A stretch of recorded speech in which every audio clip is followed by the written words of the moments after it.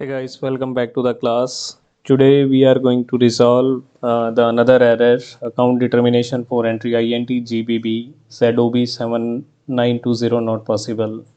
To resolve this error, we need to open another screen and maybe first I'll go to OMWD transaction code and here I'll update the valuation grouping code for my valuation area and I'll be using 0001. So I'll enter it and I'll save the record.